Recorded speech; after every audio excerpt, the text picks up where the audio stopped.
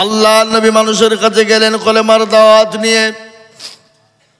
বিশ্ব নবীর উপর অত্যাচার শুরু হয়ে গেল। বিশ্ব নবী মানুষের কাছে কলেমার দাওয়াত নিয়ে গেলেন, তাবলীগের দাওয়াত নিয়ে গেলেন। বিশ্ব নবী মানুষের কাছে গেলেন। আবু জেহেল, আবু লাহাব, উতবা, সাইবা, মুগীরা তাদের অন্তর ভিতর কাঁপতে শুরু করে দিল। আব্দুল্লাহ ইবনে মুহাম্মদ, এ তো আমাদের বাপদাদার ধর্মকে নষ্ট করে দেবে, শেষ করে দেবে, একে রাখা যাবে না, একে কোন রকম ভাবে রুখতে হবে। আবু তালেবকে ডাক দিয়ে বলল, ও আবু তালেব শোনো, তুমি তোমার ভাতিজাকে বলো, তুমি তোমার ভাতিজাকে রক্ষা করো, তুমি তোমার ভাতিজাকে তুমি বন্ধ করো। কি চাই সে, কি নেবে, কি তার প্রয়োজন?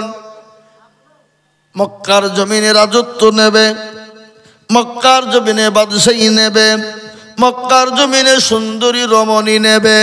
ও যা চাইবে তাই তাকে দেওয়া হবে, কিন্তু তাকে 5টা জিনিস বন্ধ করতে হবে। কয়টা? 5টা। সে যদি 5টা জিনিস বন্ধ করে দেয়, যা চাইবে মক্কার জমিনে তাকে তাই দেওয়া হবে।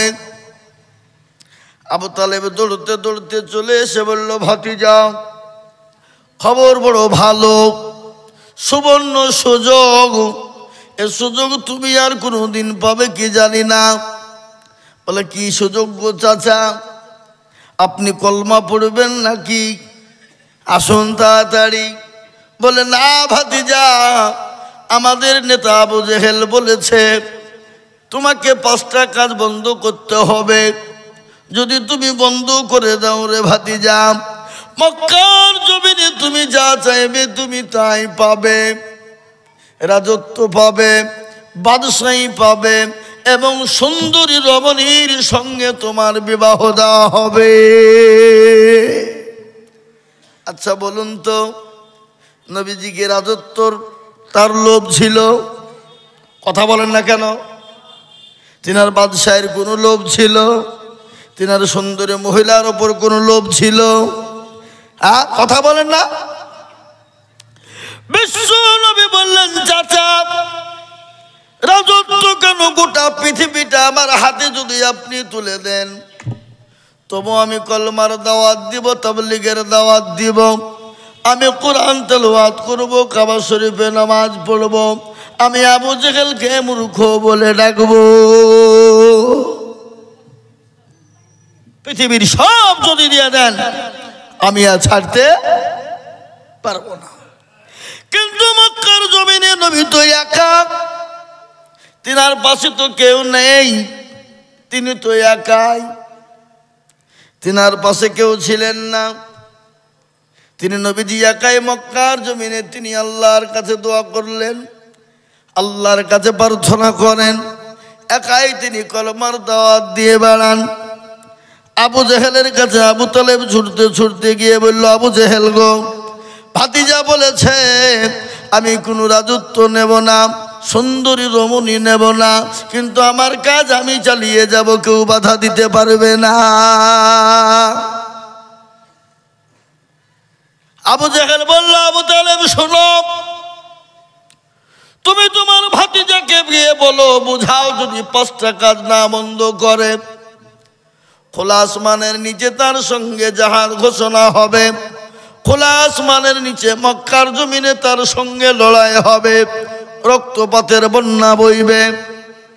আবু তালেব আবার নবীজির কাছে ছুটতে ছুটতে এলেন। আসার পরে বলল, ভাতিজা, খবরদার খবরদার, তুমি মেনে নাও, যদি না মেনে নাও আবু জেহেল তোমাকে খুন খারাপি করে ফেলবে, রক্তের বন্যা বয়ে দেবে, মক্কার জমিনে রক্ত সুদ বয়ে চলে যাবে। নবীজি বললেন, তাই তো, ইসলাম তো বলেছে কাউকে মেরো না, ইসলাম বলে যে কাউকে আঘাত করো না, ইসলাম কোনোদিন খুন খারাপি চায় না। সঙ্গে সঙ্গে বললেন চাচা গো, ইসলাম বলেছে খুন খারাপি করতে হয় না, ইসলাম বলেছে শান্তির ধর্ম, কোরআন বলেছে ইন্না দীনা ইনদাল্লাহিল ইসলাম, ইসলাম হলো শান্তির ধর্ম। তাই তো ইসলামের ভিতরে খুন খারাপি নাই, রক্তপাত নাই। সঙ্গে সঙ্গে বলে চাচা আবু জেহেলের কথা আমি মেনে নিলাম, আমি 5টা কথা মেনে নেব, কিন্তু চাচা গো আমার একটা শর্ত যদি আপনারা মেনে নেন। আবু জেহেল যে শর্ত দিয়েছে 5টা, এই 5টা শর্তই আমি মেনে নিব, কিন্তু আমি একটা শর্ত দেব চাচা, এই শর্তটুকুন আপনাদেরকে মেনে নিতে হবে। আবু তালেব মুচকি হেসে বলেন ভাতিজা, তুমি যদি 5টা শর্ত মেনে নিতে পারো তাহলে তোমার একটা শর্ত আমরা অবশ্যই মেনে নেব। হ্যাঁ, একবার আবু তালেব খুশি হয়ে আনন্দ করে ছুটতে শুরু করে দিয়েছে। বাবা কোথায়? আবু জেহেলের কাছে। আবু জেহেলকে গিয়ে বলেছে নেতা, খুশির সংবাদ বেরিয়ে এসো, ভাতিজে সব মেনে নিয়েছে। আর আবু জেহেল মূর্খ মানুষ, একবারে নেমটে মেরিয়ে ঘর থেকে লাফ মেরিয়ে বেরিয়ে চলেছে। বলো কে? বলে হ্যাঁ, এই মাত্র এলাম, আমার ভাতিজা বলেছে আমি 5টা শর্তই মেনে নেব, কিন্তু তার একটা শর্ত আছে, সে একটা শর্ত যদি দেয় আমাদের সকলকে মেনে নিতে হবে।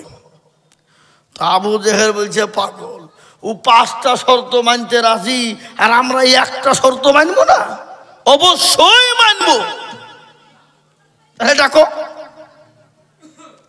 আল্লাহর নবীকে ডাকা হলো মক্কার জমিনে। আবু জেহেল বললে এখনই ডাকো, পরে হবে না, কিন্তু তিনি তো রহমতুল লিল আলামিন। রহমতুল লিল আলামিন কে? কথা বলেন। তিনি তো রহমতুল লিল আলামিন, তিনাকে ডাক করা হলো, তিনি এলেন। লাখো লাখো কাফের বেঈমান মক্কার জমিনে জমায়েত হয়ে গেল। রাসূলুল্লাহ তিনি হলেন একা, আর আল্লাহ কোরআনে বলেছে হাক্কান আলাইনা নাসরুল মুমিনিন, যারা মুমিন হয় আমার আল্লাহ মুমিনের পাশে থাকে, মুমিনকে হেফাজত করে। বিশ্ব নবী গেলেন, আবু জেহেলের দলবল সমস্ত হাজির। নবীজি হাজির হলেন। আবু জেহেল বলছো ভাতিজা, আমি তোমাকে 5টা শর্ত দিয়েছি, তুমি মানবা? বলো অবশ্যই মানব, কিন্তু আমি একটা শর্ত দিয়েছি, যদি তো আপনারা মেনে নেন। মানবেন? বলে হ্যাঁ মানবো। তুমি 5টা মানবা আর আমরা একটা মানবো না, তাই হয়? অবশ্যই মানবো। তাহলে বলি। আবু জেহেল বলতে শুরু করে দিল, ভাতিজা শোনো, 1 নম্বর হলো তুমি আমাকে মূর্খ বলে ডেকো না। আচ্ছা বলেন তো আবু জেহেল মূর্খ ছিল কিনা? আবুল হাকাম মানে মূর্খের পিতা, কথা বলে না? মূর্খের পিতা। ও ভাতিজা, তুমি আমাকে মূর্খ বলে ডাকো, আমাকে বড় লজ্জিত হতে হয়। আমি দলের নেতা, আমি দলের সর্দার, আমি দলের লিডার, আর আমাকে তুমি সবার সামনে মূর্খ বলে ডাকবা, এটা আমি কখনোই মেনে নিতে পারবো না। 1 নম্বর হলো। 2 নম্বর হলো ভাতিজা, তুমি কলমার দাওয়াত দিতে পাবা না। 3 নম্বর হলো তুমি তাবলীগ করতে পাবা না। 4 নম্বর হলো কি? সঙ্গে সঙ্গে আবু তালেব মুখ থেকে আবু জেহেলের কেড়ে নিয়ে বলল, ভাতিজা 4 নম্বর হলো তুমি কাবা শরীফের ভিতরে নামাজ কোরআন পড়তে পাবা না। আবু জেহেলের মনটা খারাপ হয়ে গেল। কেন বলেন তো? কেন আবু জেহেলের মনটা খারাপ হওয়ার মানে কি? যতক্ষণ পর্যন্ত নবীজির কোরআন তেলাওয়াত না শুনত, ততক্ষণ পর্যন্ত আবু জেহেলের বিছানায় ঘুম হতো না। সুবহানাল্লাহ বলুন। আবু জেহেলের মনটা খারাপ। আবু তালেব বুঝতে পেরেছে আমি যদি এটা বন্ধ না করি তাহলে আবু জেহেল তো কোরআন শুনবে। 4 নম্বর হলো তুমি কোরআন শরীফ কাবা শরীফে পড়তে পাবা না। 5 নম্বর হলো ভাতিজা, তুমি কাবা শরীফের চত্বরে তুমি ওপেন নামাজ পড়তে পাবা না। যদি তুমি ওপেন নামাজ পড়ো আমাদের ছেলেদের বড় খারাপ লাগে, আমাদের ছেলেদের মনটা যেন উতলা হয়ে যায়, আমাদের যুবকদের ভিতরটা যেন খারাপ হয়ে যায়। ও ভাতিজা, এই 5টা শর্ত যদি তুমি মেনে নাও, তুমি যা বলবে শুনবো। নবীজি তিনি তো নবী, তিনি তো রসুল, তিনি তো আল্লাহর হাবিব, তিনি তো আল্লাহর দোস্ত। সঙ্গে সঙ্গে ডাক দিয়ে বলল, চাচা আপনাদের 5টা শর্ত হয়ে গেছে। বলে হ্যাঁ। তাহলে আমার একটা শর্ত আমি বলি। বলে হ্যাঁ বলো। মানবেন তো? বলে হ্যাঁ। তুমি যদি 5টা মেনে নাও আমরা মানবো। অবশ্যই। নবীজি ডাক দিয়ে বললেন, চাচা গো আপনাদের 5টা শর্ত মেনে নিব, কিন্তু আপনারা সবাই মিলে আমার সঙ্গে একবার পড়ে দিন কালেমা লা ইলাহা ইল্লাল্লাহু মুহাম্মাদুর রাসূলুল্লাহ। একবারে আবু জেহেল লাভ মারি নেংটি মেরে তাই মানা হয় নাকি? যদি এটাই মানবো, এই কলমা যদি পড়বো, তো তোমাকে তাহলে 5টা শর্ত দেবো কিসের লেগে? আর আমরা কলমা পড়লে তো মুসলমান হয়ে গেলাম, তাহলে তোমাকে শর্ত দিয়ে মানা করার আমাদের কোনো প্রয়োজন নাই। আল্লাহর নবী বললেন, তাহলে আমি জানি কাফেরের দল তোমরা মেনে নেবে না, তোমরা ওয়াদা খেলাম করা লোক, সুতরাং তোমাদের রাস্তা তোমরা বেছে নাও, আমি আমার রাস্তা আমি বেছে নিলাম। ও মুসলমান, বিশ্ব নবী কলেমার দাওয়াত দিতে লাগলেন, কোরআন জোরে পড়তে শুরু করলেন। কাবা শরীফে ওপেন নামাজ শুরু হয়ে গেল। কাফের বেঈমানদের অত্যাচার শুরু হয়ে গেল। নবীর উপর অকাট অত্যাচার শুরু হয়ে গেল। আল্লাহর নবী বিশ্ব নবী দয়ার নবী মুহাম্মদুর রাসূলুল্লাহ, ও মুসলমান গো, কাফের বেঈমানরা এত অত্যাচার করলো, আজও পর্যন্ত বেঈমান কাফের জিনারা বেঁচে আছে, ওই কাফের বেঈমানরা এখনো পর্যন্ত ইসলামের জন্য আপনার উঠে পড়ে লেগেছে।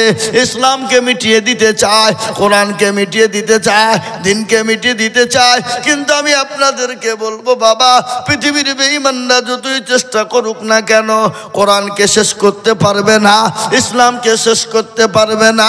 একটু হাতটা উঁচু করে সকলেই বলুন, পারবে না। নামা কিন্তু অনেকে তুলল না। ওরা মনে মনে করছে যে তুললে হয়তো বিপদ নাকি? হ্যাঁ, ওদা পাড়ার লোক বড় চালাক। কি গো বদনাই বা লুটাই করে পানি নিয়ে কুঠে গেছে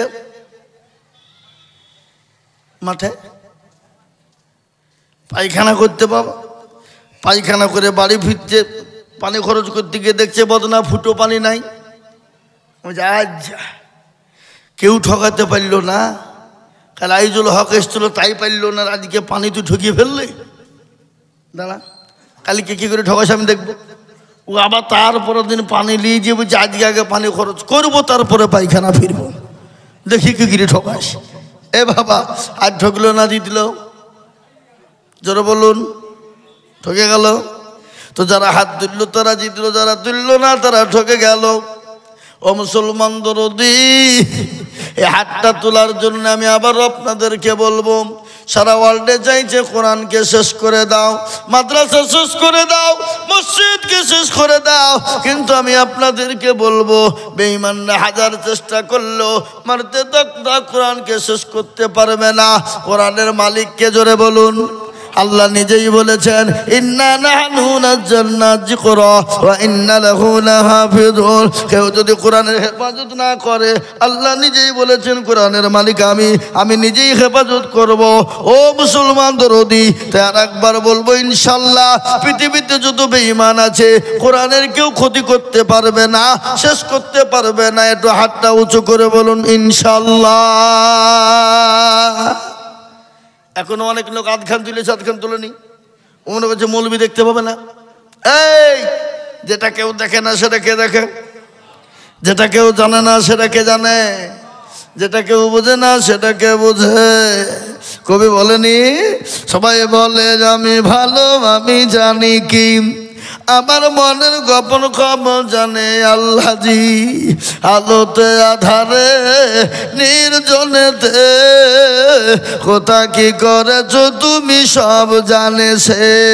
তাহারি চোখেতে কেউ যাবে না ফাঁকি, আমি জানি কি সকলকে ফাঁকি দেওয়া যাবে কিন্তু আমার আল্লাহকে ফাঁকি দেওয়া যাবে না।